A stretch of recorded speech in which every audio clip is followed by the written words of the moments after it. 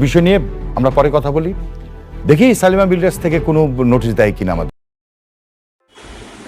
আসসালামু আলাইকুম সবাইকে। আজকে আমরা কথা বলবো গরিবের ঘরে রাজপুত্র নাটকে পর্ব 36-এ কি ঘটতে পারে তা নিয়ে।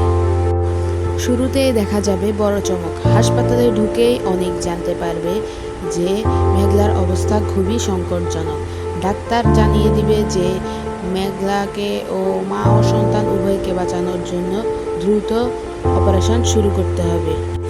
অনেক সমস্ত কাগজে সই করে নিজের ভুলের প্রায়শ্চিত্ত করার চেষ্টা করতে থাকে। অনেক বলে, মেঘলা, তোমার কিছু হলে আমি নিজেকে কখনোই ক্ষমা করতে পারবো না। অন্যদিকে রাতুল গাছে ঝুলে থাকা সত্ত্বেও সে ক্রোধের আগুনে জ্বলতে থাকে। সে তার লোকদের দিয়ে হাসপাতালে নজরদারি করতে থাকে। সে শপথ করে যে মেঘলা ও অনেকের সংসারে কখনো সুখী হতে দিবে না। সে এটাও বলে যে অনেক আমাকে শেষ করতে চেয়েছে, আমি তার মেঘলার সুখী সব শেষ করে দিব। মেঘলারও জ্ঞান ফিরে।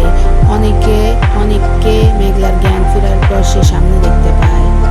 অনেক কান্নায় ভেঙে পড়ে এবং সব ভুল স্বীকার করে। অনেক মেঘলাকে বলতে শুরু করে, আমি তোমার বিশ্বাস ভেঙেছি মেঘলা, তুমি আমাকে আরেকটা বার সুযোগ দাও। মেঘলা উত্তরে বলে, বিশ্বাস ভাঙা সহজ, কিন্তু গড়া খুবই কঠিন। ডাক্তার শিশুকে নিয়ে আসতে সবাই আনন্দে ভেসে যায়।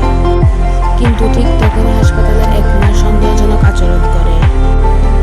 রাতুলের একজন লোক শিশু কক্ষে ঢুকে রাতুলকে ফোনে বলে, বস, কাজ শুরু হয়ে গেছে, আজকে রাতের মধ্যে অনেকের জীবন অন্ধকার হতে যাবে।